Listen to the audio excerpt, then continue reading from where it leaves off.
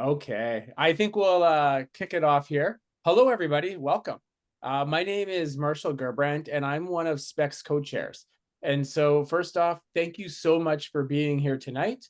For those of you that are new to SPEC, you can find out more about us on our website. You can join our mailing list there. And if you're interested in becoming part of the SPEC executive and helping out the team, we also are looking for new members right now, and applications are open. And I'll paste some links in the chat shortly. And so with that, I'm going to turn it over to Paul Hook, who is CIMVHR's managing director, for some opening remarks. Hi, everybody. Fantastic to see such a big turnout. This is the first breaking into publishing that I've been a part of, but I know CIMVHR has done this in the past. So it's nice to see that every year we're growing this more and more. And it's great to see that people are taking an interest in publishing, because I don't want to spoil anything from the journal's team, but we crushed a record last year with the number of downloads. I think we're at 187,000 or something like that for our journal, which, if you look at it in the grander scheme of things, for a small niche market journal, it's absolutely amazing. So it's thanks to the great writing that's going on, and the fantastic team of associate editors, peer reviewers, and of course Sonya and Max are consummate professionals within the JMVFH team. So I always come in on SPEC events because people like my dad jokes, my enthusiasm, and I've also got a little bit of the CIMVHR vibe. Sporting the new CIMVHR shirt today. Hola. Limited. We just received them hot off the press yesterday, I think. So yeah, it's what I'd like to say is it's great that you're all here. I've got a background in the military. I'm a veteran now. I was an adult. I was a child that I grew up getting posted all around the world, and then I did the same thing to my kids. So I've got lived experience pretty much in almost every facet that will be spoken of in the journal. And for anyone trying to get published, I know it's really hard to get people to do interviews and everything else. So do not give up hope. There are those of us that will always give interviews and fill out surveys. You just need to find us and bug us, and we'll say yes.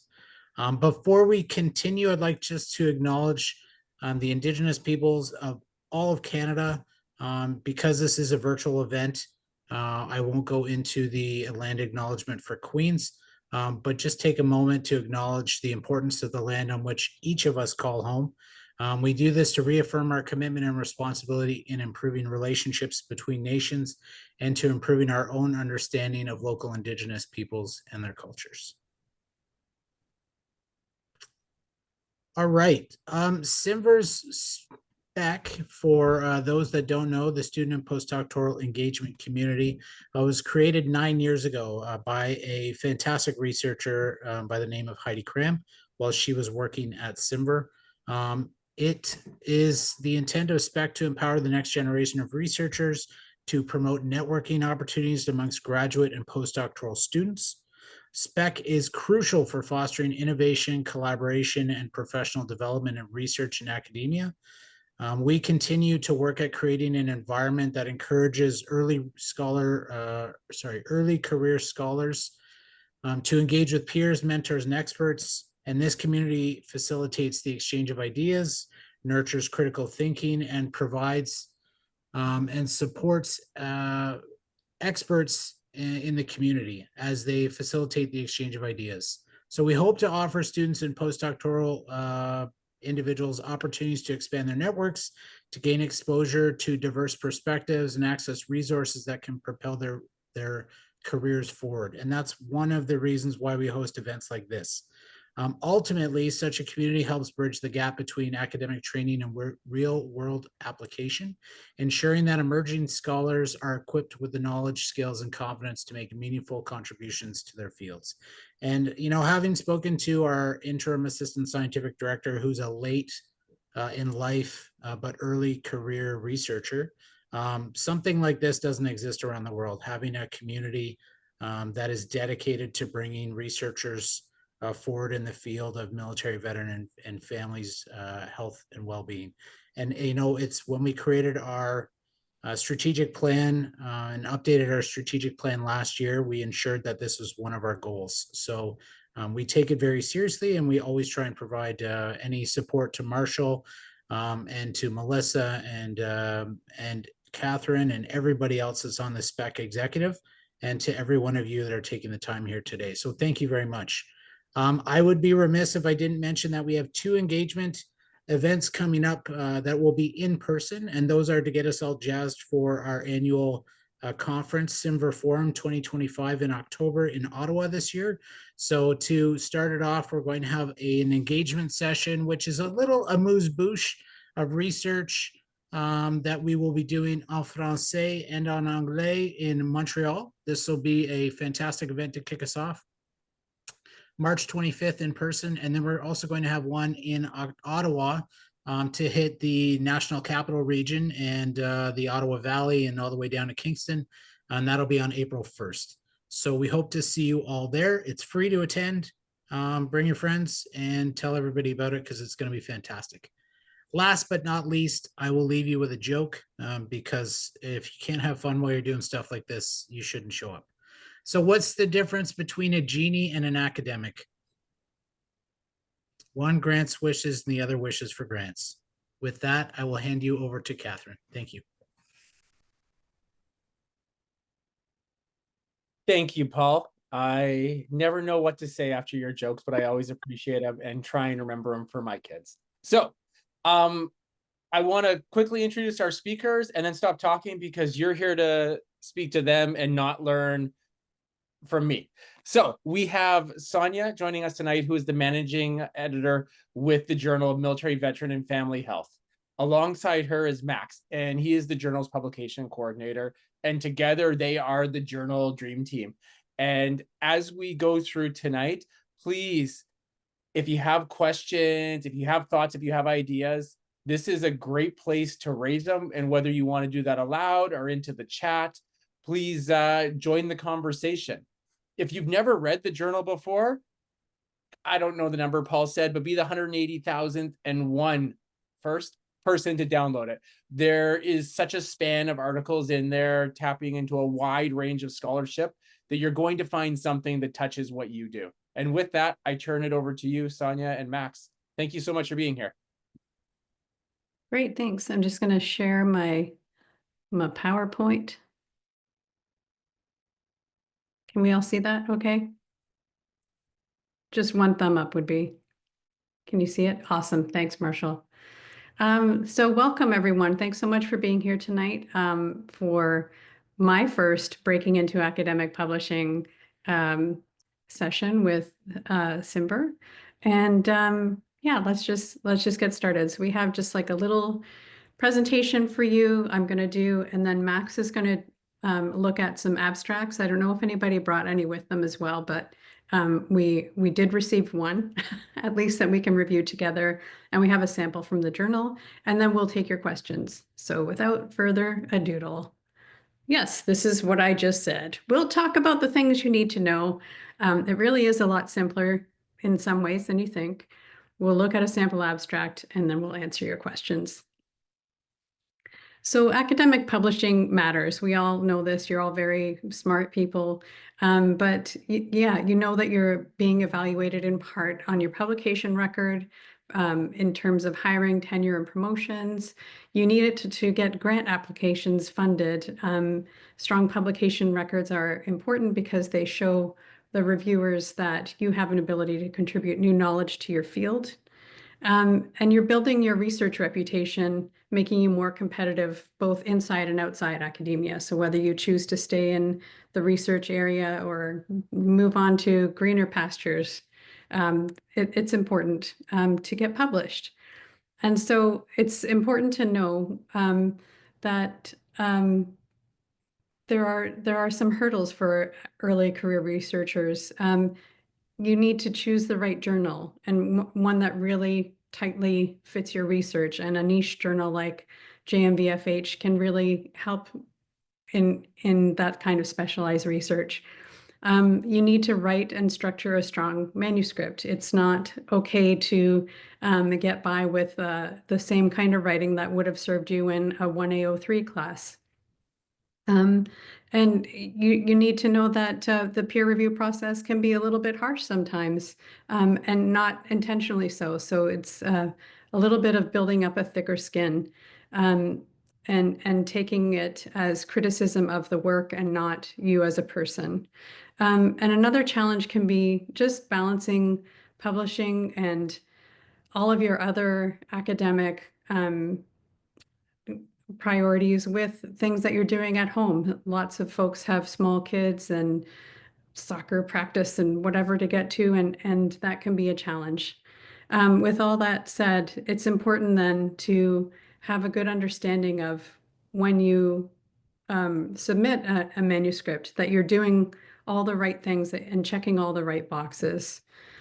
So it might surprise you, or it might not. I don't know how boring this is for you, but most rejections happen before the manuscript even hits peer review.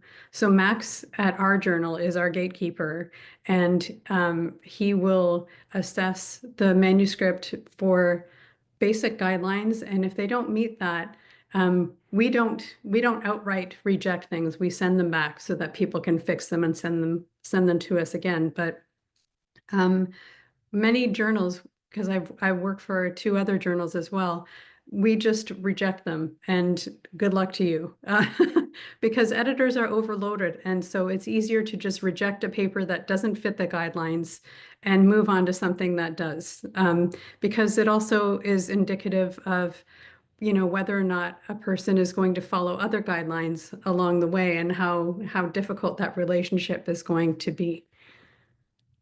So my basic, my thesis, if anything, for this presentation is the guidelines for authors section is your friend. Read the instructions, read all of them, read them all again, and then follow them to the letter. That's how you're going to get ahead of 80% of your competition.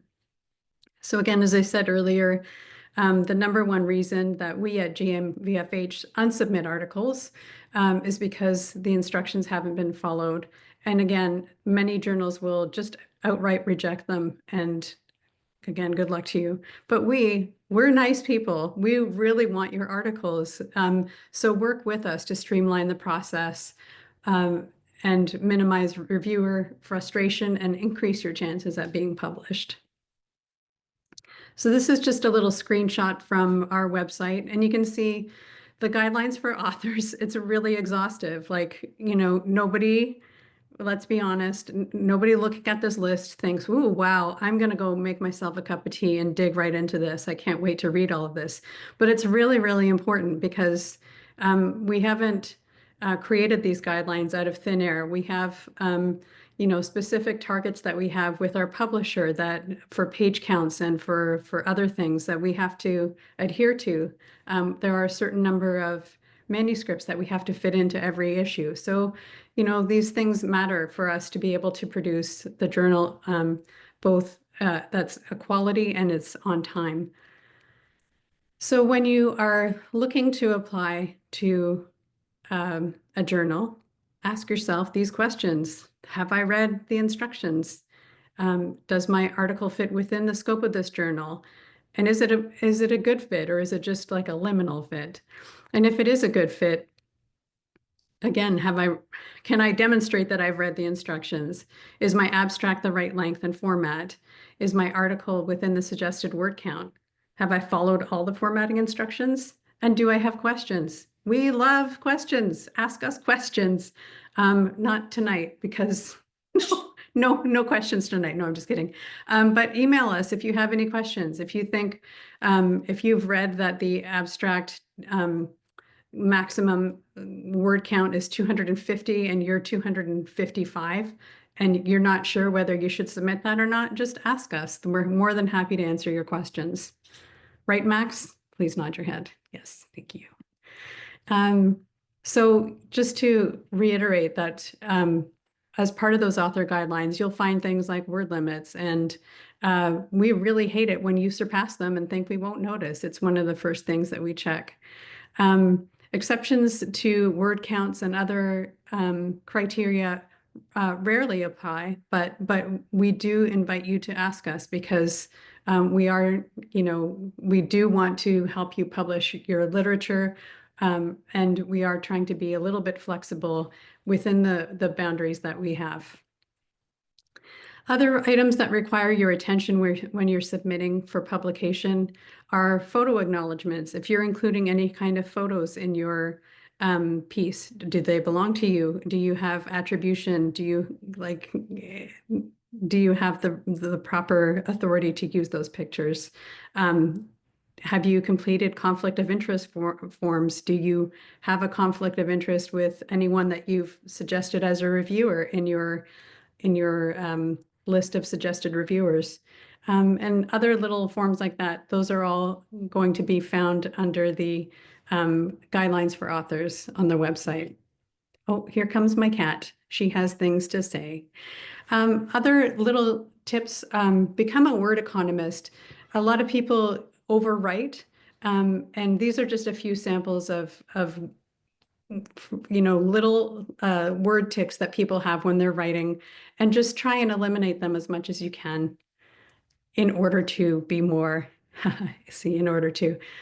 be more economic with your words. So in conclusion, this is the end of my part. The guidelines for authors section is your friend. Read the instructions, please. Read all of them and then follow them to the letter. And that is it for me. Think of this as a little inspirational quote for you. You can put this up on your wall in your office. And now it's over to Max. Max, I will move this ahead for you as you need. Sure. Yes. All right. So thank you for going through those slides for us, Sonya. And all right. Yes, fireworks. So yeah, what I wanted to do next is look at a sample abstract that Marshall kindly provided to us. So if you don't mind going to the next slide, please, Sonya. Oh, yeah. Then we can all have a look at it together. And if it's okay with you, Marshall, would you mind actually just kind of reading it for us so we kind of can all do that together rather than sort of awkwardly be like, oops, 2 minutes to read and not. Oh dear. Oh God. Oh no. Backwards. Sorry, guys. You want me to read it out loud, Max? Yeah, if you wouldn't mind, that would be great. Thank you, Marshall. Okay. Introduction. From basic training until they leave, Canadian Armed Forces members are inculcated in their institution's history and culture, including its espoused values, principles, and ethos alongside those that are in use. When espoused values speak to an inclusive environment, but are contradicted by individual actions and experience, a disconnect exists. Smith draws upon the geological metaphor, line of fault, to describe a breakup between dominant ideologies and the everyday world of those that are othered. It is in this space, the space between what is espoused and experienced, that longstanding systemic issues related to sexual misconduct, discrimination, and exclusionary practices have occurred. Recent scandal and external reports have prompted the Canadian Armed Forces to undertake institutional cultural reforms. Yet previous efforts to address CAF culture and attempts to incorporate underrepresented groups were ineffective and better described as acts of assimilation. The effects of such disconnect are not borne solely by uniformed personnel. They also manifest in the personal lives and relationships of military members. Method. This scoping review will explore the disjuncture between espoused and experienced culture in the Canadian Armed Forces and how it manifests within and affects military-connected individuals within the members' personal relationships, family life, and community. This paper will chart the literature around military culture within 3 interrelated areas.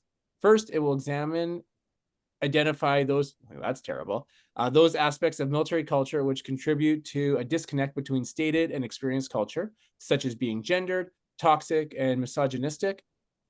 2, building upon this understanding of what CAF culture is, the second part will explore how militarized culture contributes to issues such as sexual harassment and racism within the military and manifests within the relationships between military members and those who do not wear a uniform, the military-connected individuals.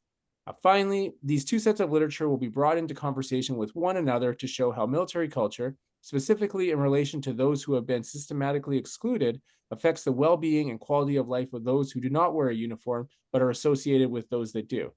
Discussion, through an exploration of what military culture is and ought to be, alongside an examination, the ways it manifests outside of the organization. This scoping review aims to draw attention to the consequences of institutional culture for those outside the uniform. Here I will draw upon Smith's idea about a line of fault to explore those experiences which exist outside the dominant space, specifically seeking to understand those who have been systematically excluded and those that exist outside of the military hegemony. 460 words. Perfect. Thank you very much, Marshall. So, yeah, as we can tell, here clearly, you know, Marshall spent a good amount of time putting this together, and I think there's lots that we can draw from that is both positive, but then also a few comments definitely want to share with the whole group as to, you know, how we can improve upon this as well. And I don't necessarily want to break this down sort of sentence by sentence, but there's a few key elements how we can go through this. So in the introduction, of course, Marshall does highlight, specify that this particular submission is a scoping review. So if you don't mind just going to the next slide, Sonya, then at JMVFH, we do have a variety of different manuscript types that we accept for review, and reviews, of course, is one of them. And this particular blurb here that you see on the screen now is available in our guidelines section.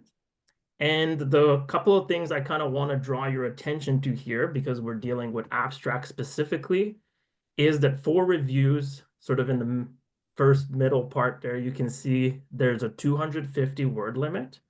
And kind of the second thing I want to highlight as well is at the very bottom, we also indicate that abstracts for reviews must also include the IMRAT structure. So if we hop back, please, one slide, Sonya, please. Then, you know, even just at quick glance, here we have kind of the two elements we can sort of dissect. So in this case, yes, we just wanted to point out, so Marshall did not include the 460 words at the bottom in his text as he submitted this to us. But that's something we can immediately, you know, build upon and sort of try to slim down and make more concise. So as you read through that, Marshall, the couple of things that kind of came to my mind is still very much, yeah, in the introduction part, we could probably use sort of that second portion. So starting with the Smith 1987 section, sentence, and almost all the way down to then the next section being the methods. That's important information that we can use in the actual body of the text of your review paper, but knowing that we have to kind of reduce the scale of this abstract, I think pretty much all that information we could remove. Another part we can kind of focus on and to use what word economy that Sonya had hinted at in a previous slide. If we look in the methods section, the sort of second clause, just that first passage. So building upon this understanding of what CAF culture is, the second part will explore, and so on. I think we can remove all the way up to the second part. So this is kind of a shorter passage, but nevertheless, knowing we're over the word limit, that would reduce it by 8 or 9 or so. So word economy comes into play right there. And then a third part is at the very bottom in the discussion section. I would say the last two sentences. So here I will draw upon all the way till the end. On the one end, it's great that, you know, you're clarifying that you plan on doing this. But I do think that within the body of the text, once again, that would probably be reflected hopefully clearly. And so in an abstract where we know we're over the word limit, that's definitely something we can remove because it will be specified within, yes, the rest of the article. So actually, I kind of did this exercise on my own just before, of course, this workshop. So if we just play with those three kind of things I highlighted there, we bring this down to under 280 words. So we're not quite at the 250 yet, but we can see how that wasn't too difficult, of course, to sort of do if you do assess yourself and you're sort of playing around with this kind of aspect of the writing. At the same time, we also want to keep in mind the IMRAD structure, as I pointed out on the previous slide. So here we have 3 of those identified, so it's a good start, but we're missing the results. And that would be something we could also either break down a section here, so whether we combine something from the method section and the discussion section perhaps to then create the results section, or is it something we have to add all together, in which case, of course, we would bump up the word count once again. Something that needs to be pondered over, of course, but it's something that is required for the purposes of a JMVFH article submission as far as reviews go. So those are kind of a couple of elements that we can kind of play around with. And it's fairly common, of course, that we get submissions with too many words, or exactly maybe a section is missing, or sometimes all sections are missing altogether as well. Not all manuscripts due to JMVFH require IMRAD structure. So sometimes people have, like authors have a more familiarity with a different type of manuscript where it's not needed, and they might come back to research papers or reviews and then maybe forget. So also, as we highlighted in the past slides, to read the guidelines, read them over again, make sure you follow them to a T, and in that case, you shouldn't have kind of any issues, of course. Another thing that I kind of see quite commonly is just sort of switching out terminology. So being accurate is also quite important. What I see most frequently is, instead of using the word introduction, it's commonly people will use background. And instead of using the word discussion, they use the word conclusion. Now, just swapping those words out wouldn't mean that we want to unsubmit your paper if sort of everything else meets our standards. But nevertheless, the word IMRAD, or the acronym, excuse me, basically spells out these 4 different headers. So introduction, methods, results, and discussion is how we get to the word IMRAD. So as you can tell, there's no B for background or C for conclusion. So small subtleties, but things that we see nevertheless. And then it's also important to keep in mind, past the abstract, that once you have kind of created it, and if it follows indeed the IMRAD structure, that all those 4 subsections are actually mirrored within your text. So that's also sort of a habit we see here and there, where authors either have it very clearly sort of laid out in the abstract, but then maybe forget to include it as a header. So it's not that the whole section is missing really within the text, but it needs to be identified. So maybe they have exactly like a bit in this example from Marshall, 3 of the section highlighted, but then a 4th is missing.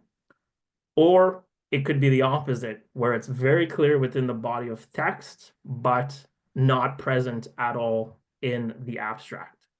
So just kind of a quick reminder, when you are sort of at that almost last step maybe and ready to submit, to kind of double check both your abstract for that and then the final version of your submission.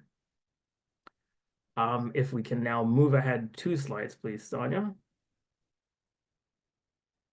So here we also included another example that has gone through the submission process for JMVFH. And I will not necessarily ask anyone to read it out loud in this case, but at quick glance, once again, I kind of want to do just a kind of comparison and highlight both, once again, a couple of things that are quite great, that are identified here. And then just given the word count, so we see here it's 180 words total. Because we still have wiggle room, that we can also still kind of further add information and further give sort of specifics that would make this even stronger. So in this case, this sample was for a research paper. So the exact same criteria applies in this case as it had for the review paper, meaning it's 250 words total, and IMRAT structure needs to be followed, are kind of the two main things we know for this type of submission when it comes to the abstract. So both are met in this case, so we're off to a great start. One thing I want to really highlight here, which this also was a pro, is in the methods section, we can see a sample size. Now, not, of course, every research paper deals with sample size. So if it's not there in your paper because it simply isn't an element you're trying to really key on, then that's okay. But if it is something that you want to address or is addressed based on exactly a different sample size, then adding that is absolutely a fantastic habit to start doing. So here we can see that the sample size N total is 89, including 49 veterans. So that's very clear, right? And it's also very important not to sort of round up or kind of exaggerate or go the opposite way too, where saying it's a small sample size, let's say. So that's very general. We don't really get clarity off of that, but it's sort of something that we also come across here and there. And it just, once again, it doesn't mean we would eliminate it or unsubmit it, because ultimately this example here has gone through. But it's something nevertheless to keep in mind. And a couple of ways I thought that this could also further be added to is offering even more breakdown within those numbers. So we do know that there are 49 veterans out of 89 individuals who underwent the treatment for PTSD in this study. But can we also add things like gender? Is that important to your study? It probably is. So can we identify those numbers here specifically? We probably could. I mean, I'm sure the authors have that kind of data, so they could absolutely share that here, seeing especially that we do have kind of 70 extra words that we could play with. So that's not too difficult to add in this case. Another thing we could add, or a separate form of specificity we could add, what location, sort of nationality or like geographical location are we talking about?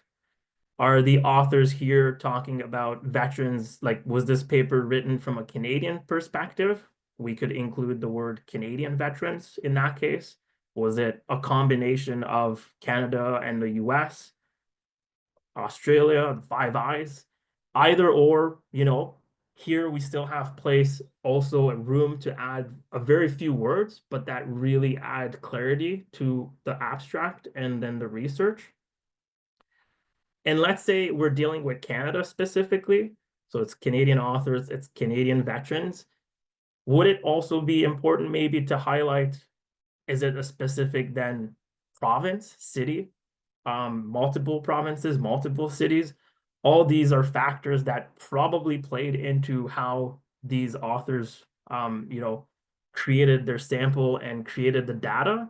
So all of these could basically be added, and it wouldn't probably, once again, overshoot the word limit. So granted, once again, you don't always have that extra space. So maybe this could have been an abstract at 248 words and it's not included. So then kind of going back and forth between what's more important becomes a bit of a, you know, back to the drawing board in your own teams, if you're working with a group of researchers, or the sort of lead author could also make that sort of decision executive, or sort of make an executive decision on that.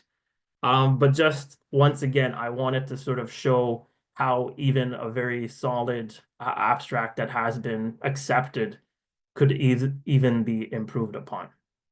And so if you do all that, it leaves, you know, the readership with a lot of clarity. It's a way to, you know, draw in readers as well, because we often also know, let's say this has gone through peer review, so it's one thing to go through that process, but if it's ready for publication and is then appearing in an edition of the journal, are you going to kind of read, you know, is a reader going to read the entire text? And what do they often do, of course, is just read the abstract first, not only because it appears first on like the first page within the journal of each individual entry, but it's a synopsis, right? It's a quick way to understand, am I really curious about this or not? So an abstract in some ways is, you know, very important, and there's a reason why we also unsubmit papers simply on this 200 max 50 words, you know, text. And then the last thing I kind of wanted to add as far as abstracts go is a kind of simple one, but one that's nevertheless worth sort of thinking about too. It's less common, but we've also seen cases where authors, whether they're rushed for some reason or not, submit an abstract and a lay summary, which is also a requirement for JMVFH article submissions and often for other journals as well. They submit the same exact abstract and lay summary. So those two things should absolutely be different. They're titled differently. So I'm, you know, hoping that in many of your cases, this seems like a pretty obvious decision to make, but letting you know that, yes, at a professional journal, we do still see some cases of same information being repeated. So keep in mind as well, these things can be also changed over the process of the journal publication sort of entire process. So we are, as Sonya said as well, like very happy to work with authors. So if, for instance, that's the only thing that's like missing or the only thing that kind of stands out, everything else is done perfectly to a T, what I will often do is I'll reach out to the authors, say, hey, I'm going to assign this to an associate editor, but please already start working on fixing whichever needs fixing between the abstract or the lay summary, so that the peer review process is not delayed, but it's something that needs changing upfront, because reviewers are asked for JMVFH specifically to offer feedback based on those two elements as well. So you don't really want your sort of reviewer to say, well, I couldn't speak to the lay summary because it's non-existent. So that could actually lead them to, you know, hopefully, once again, not just make it a full reject, but they might want to sort of downgrade it a bit, nevertheless, in terms of what needs to be done because of that kind of a criteria as well. And yes, that covers the segment that I wanted to address with abstracts. So yes, are there any questions from the floor?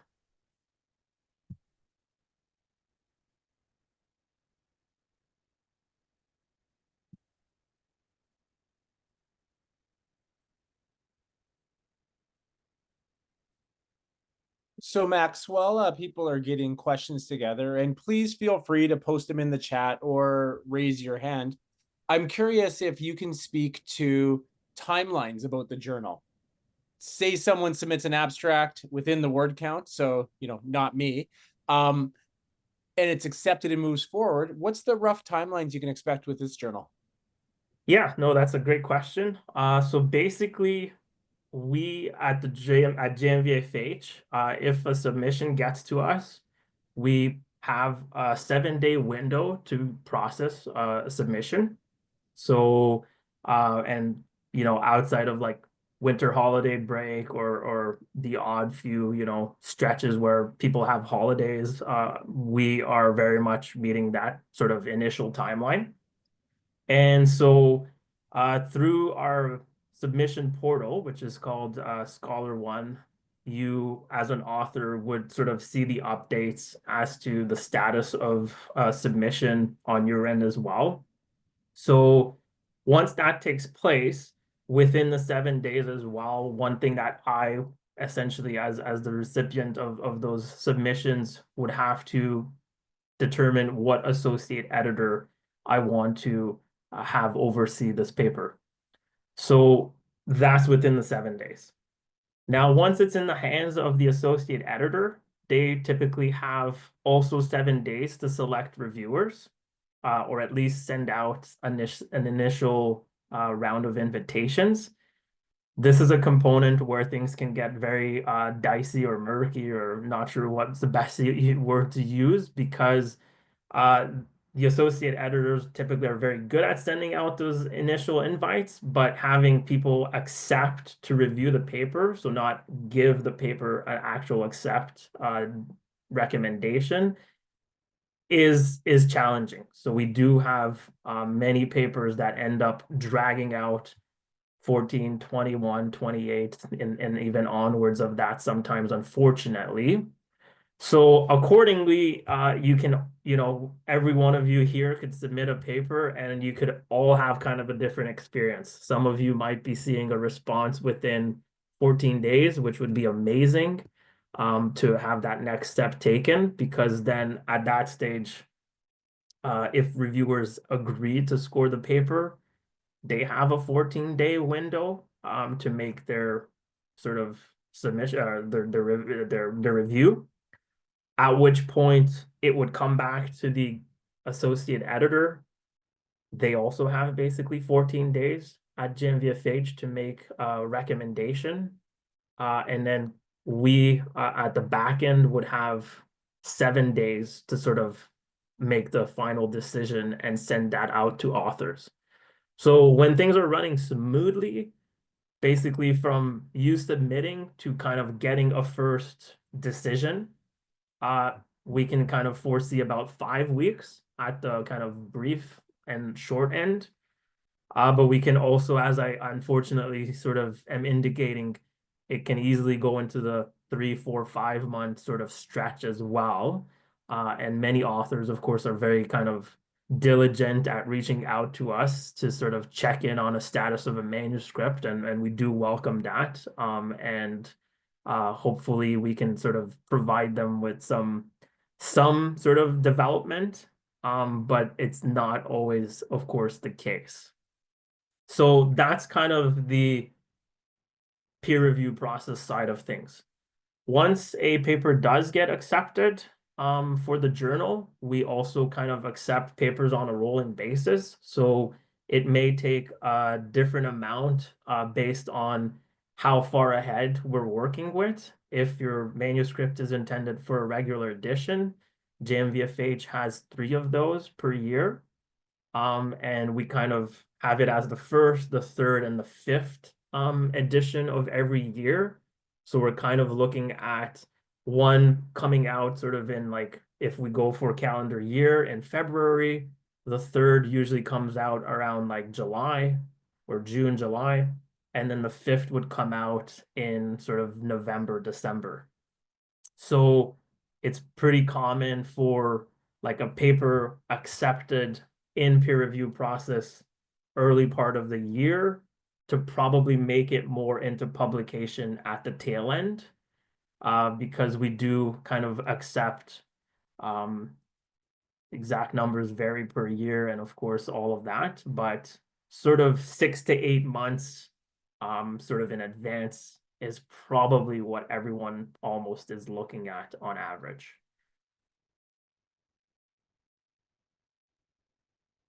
That's great. I got one question from the crowd here, and then I'll pass it over to Melissa with her raised hand. So from Anita, if our abstract and paper get approved, is there an opportunity to present at the conference later on in the year? And I'm just going to ask Anita, are you referring to a paper submitted to the journal or an abstract submitted to forum? Because they're 2 separate processes. And Sonya or Max, you guys can correct me if I'm wrong, but one doesn't necessarily influence the other. So that's correct.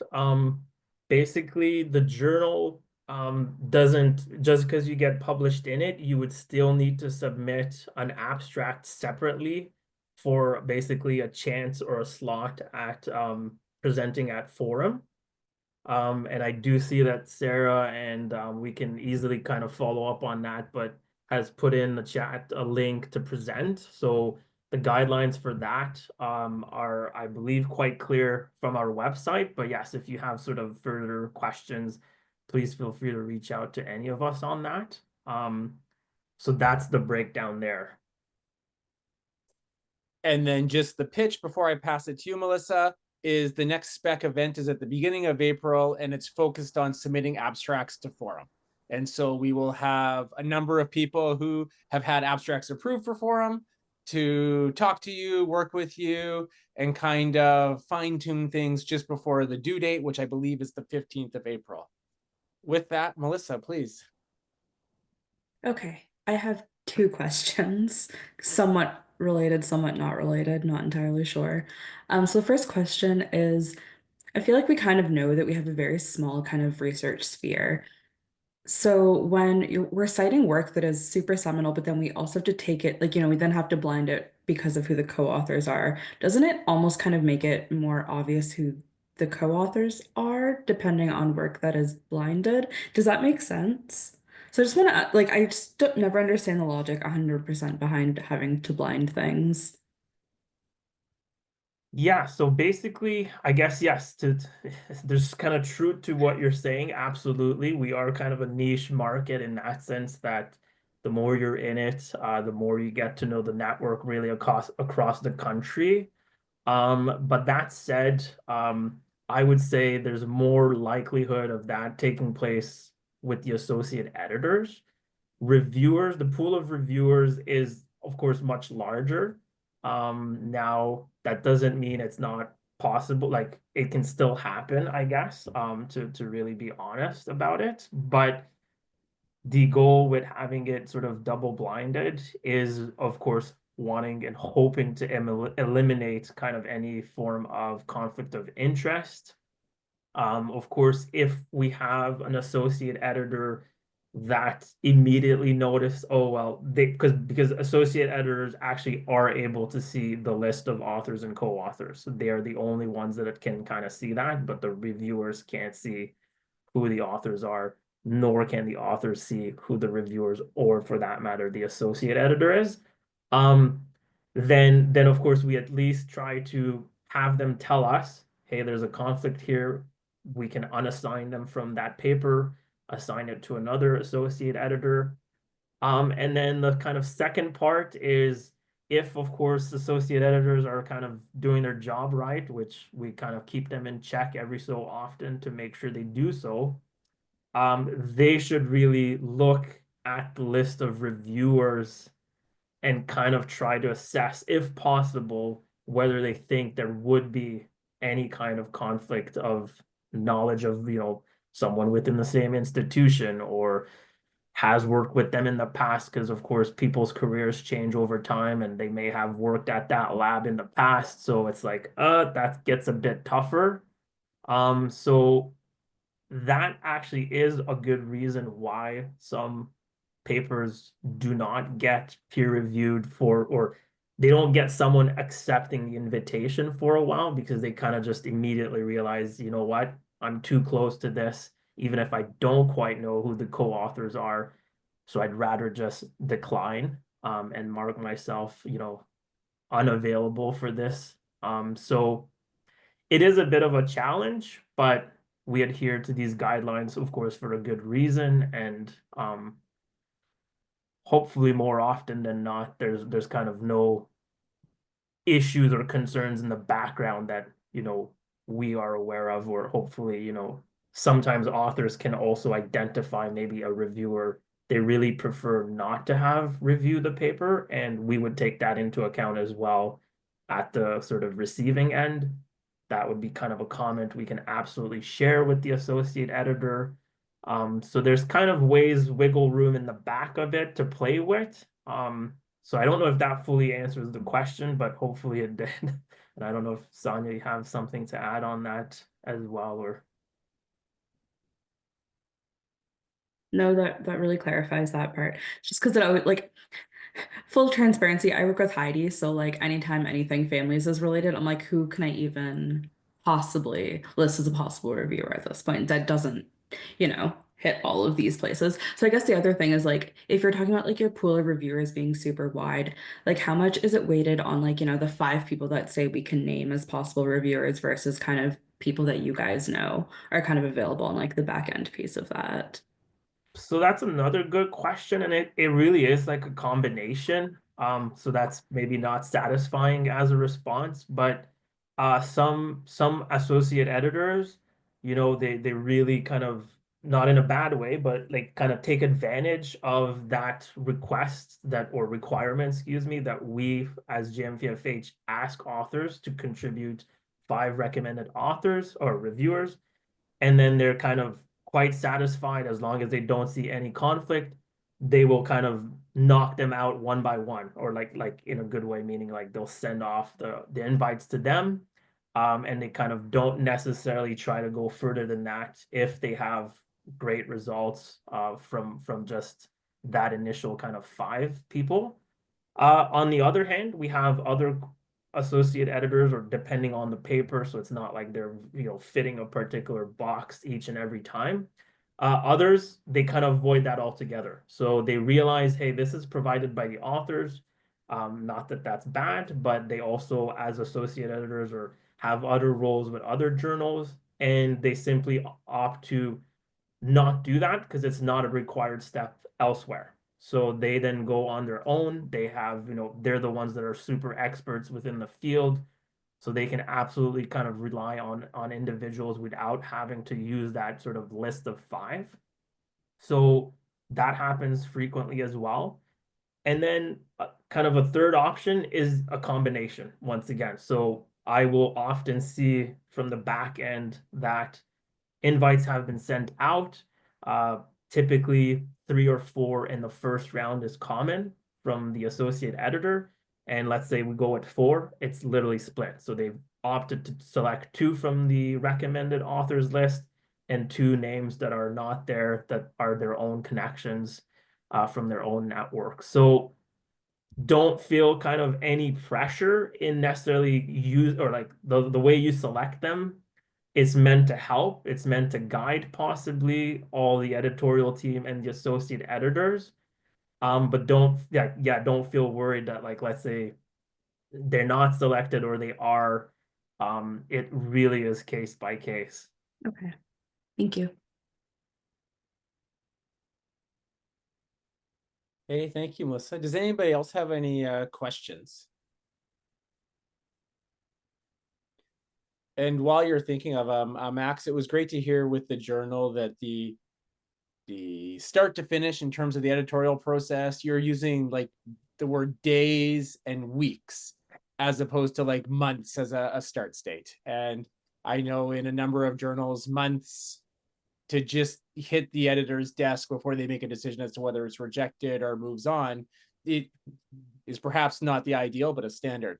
Julianne, please go ahead. Yeah, can you hear me? Yes. Awesome. Okay, merci beaucoup pour la présentation. This is great. It's really helpful. I think you've already answered the question, but in terms of, I don't think I heard you say that there's a submission deadline for any of the journal releases. Like we can just, it's a rolling application. Correct. Okay. Exactly. So the only time we would have deadlines is, once again, JMVFH in its current sort of where it is in life. We have 5 editions released per year. So 2 of those are always earmarked for special editions, and the special editions are something we have a call for abstracts and papers for. But that's clearly identified on our website as well. So if you're dealing with one of those kinds of submissions, then yes, it will have an absolute sort of deadline, but all other regular issue manuscripts, absolutely, it's a rolling basis, continuous. So even, let's say, if you have something ready and you have revisions to make, like, I don't want to make this a habit, but we almost literally always grant authors an extension, because it's sort of not that it doesn't matter to us, but if you're willing to sort of have the extra time, but realize it's kind of only going to delay when your submission might be published, that's how we kind of look at it.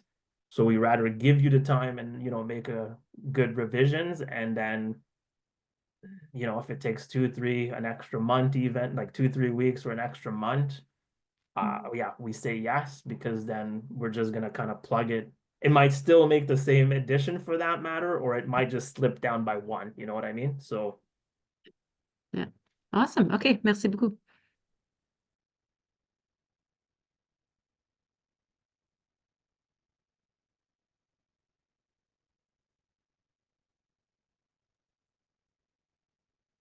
As people are thinking of any other questions, so when it comes to special issues, which as an example, that was what my abstract was for, and rejected from the special issue, rightfully, for a whole host of good reasons. But it speaks to sometimes they might have different author guidelines for like word count or what they might be looking for. Do you do a call for, or I guess to solicit special issue topics?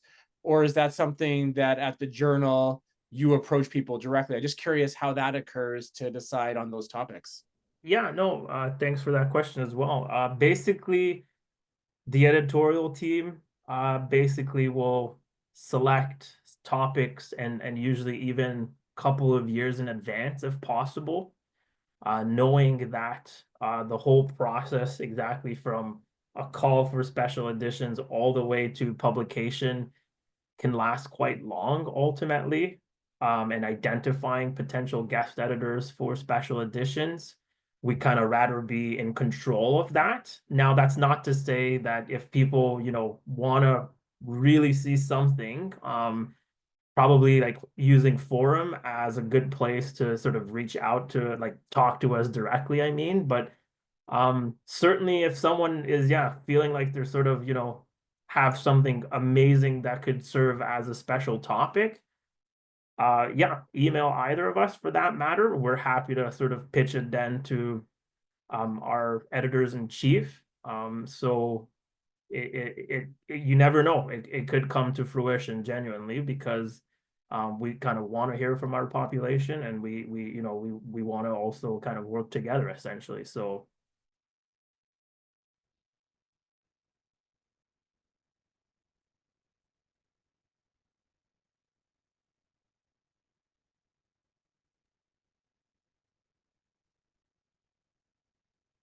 Perfect. Thanks, Max. I guess unless there are any other questions or thoughts or even ideas you want to pitch, we'll maybe just wrap up. And I'm not going to say save you 30 minutes, because I hope you'll use some of that to fill out our after event survey, but let you carry on with the rest of your evening. So with that, Melissa just posted a link in the chat. Please just take a few moments to fill out the survey. Oh, Sarah, please go ahead. Well, sorry, I had kind of on an unrelated but still spec topic about the JBI training that some of us will be taking. I haven't received like a confirmation from them, so I just want to make sure of the dates that I signed up for, but maybe I can email you. So absolutely send me an email and I will compare your name. So what we did was everybody that applied was accepted, and then we had a list of those that registered with JBI at Queen's, and we provided that to CIMVHR. So CIMVHR was going to pay for it directly, so that way you didn't have to front any money and seek reimbursement. But send me an email and I will double check to make sure your name is on all the right lists. Oh, thank you so much. If you registered forward at to the Queen's, the confirmations come out pretty late, like pretty close to when the course happens. Okay. If I remember correctly, like I think I got mine only like 2 weeks. Like I registered months in advance and I only got it about 2 weeks in advance. So I'm sure if you email them, they can also tell you if you're on the list. Okay. Thank you, Melissa. Of course. Carrie, go ahead. Hi there. I really appreciate this opportunity to speak and to learn about writing an article is a new idea to me. I worked on a bit of an abstract, but I guess I'm having trouble convincing myself that this is the right thing for an article. I currently am a military member. I am close to finish my master's degree in counseling, interested in working with people with stress and trauma.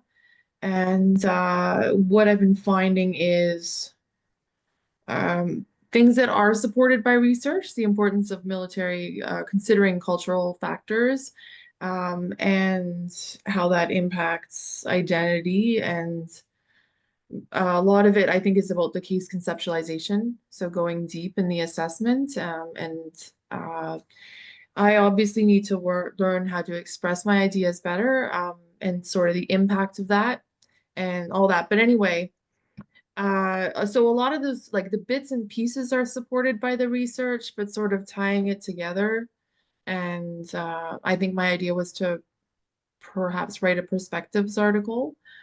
And yeah, it's just kind of my question isn't so specific because I'm still formulating my questions.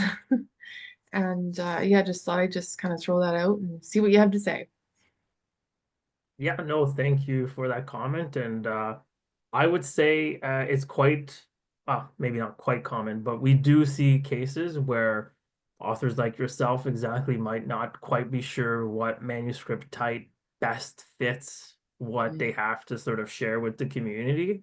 And so like also, yeah, Sonya said in one of the slides, like, you know, ask us questions. That's like a perfect example where you know, even us, we might need to have a talk with all the team to really assess what we think is the best fit.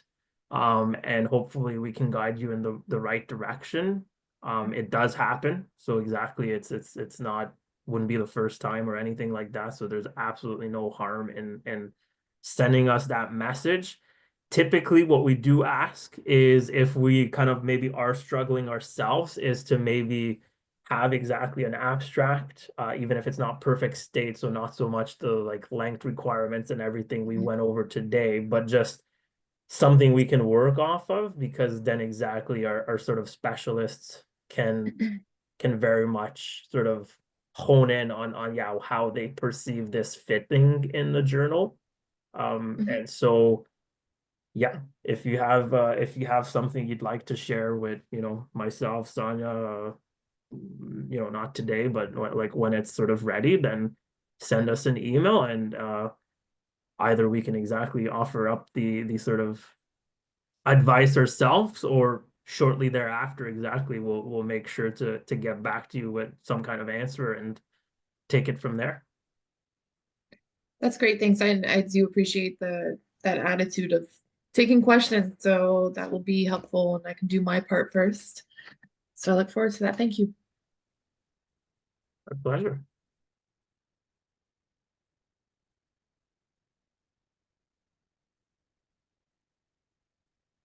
Yeah, please go ahead, Sue. Huh? Yeah, so I'm doing research that's more in neuroscience and veterans, and so just wondering if you have any advice on making sure neuroscience is the right kind of plain language for the journal. Yeah, we can have submissions that are, you know, very sort of analytical and sort of deep into the research. So I certainly wouldn't shy away from submitting that, just because of maybe the difficulty one perceives as to how the audience would receive it. You know, a bit like job applications, I always kind of say, like, let the expert say no to you, or let the employer say you're not sort of fit for it. So don't kind of block yourself from you know, having that opportunity. Ultimately, it is in the hands more of the experts then to determine, of course, is this something that's within the scope of the journal? Does it sort of fit requirements based on the actual research? And is it offering kind of new advice that they think is suitable? I can say on our end, on the back end, we will kind of exactly not say no based on that. I'm not sort of an expert subject specialist. I'm more kind of, making sure guidelines are met. So I would at least pass it on for sure to an associate editor to then determine if it should go out to peer review. And yes, if for some chance they determine exactly it's sort of not appropriate, then I would hope they kind of clarify that in their comments as we can send it back to you, of course, which typically they do. Okay, thank you.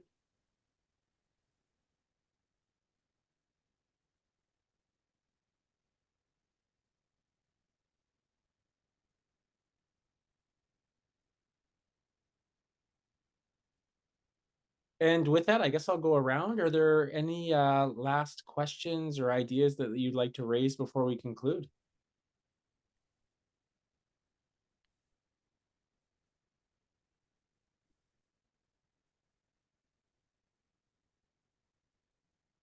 Okay, well, this was wonderful. Sonya and Max, thank you so much for speaking to tonight. I think by the fact that we got 20 plus people, we've had a few leave on a Thursday night to come learn about the journal is awesome. And one of the big things about this journal is it does represent, maybe niche isn't the right word, but there's not a lot of people, sorry, not a lot of places to publish that speaks to this, especially in the Canadian context, especially when so much of the research focuses on the United States, the United Kingdom, and elsewhere. It is really nice to have a home for the Canadian context because it is different. For everyone else, thank you so much for being here. I've reposted a few links in the chat. The first one is to the SPEC website. There you can read about us, you can sign up for our mailing list, and if you're interested in being part of the executive, and we're always looking for new members, especially right now because we have a recruitment campaign ongoing, please take a look and see if you can help and contribute. And finally, by signing up to our mailing list, you get our awesome newsletter, which is not spam, because we don't publish nearly often enough for it to be spam, but it will give you links to our next event, places where you can watch this video once we post it online, and so on. And it's just a way to stay in tune with what we're trying to do. And it's also our means of communicating with you to figure out what we can do better. And so with that, thank you so much, everybody, for coming, for spending some time here tonight. And hopefully we'll see some of you at our next event, which is at the beginning of April, and it is focused on writing that successful abstract for Forum. We can't guarantee coming will get you accepted into Forum, but it can only help. And that's the promise.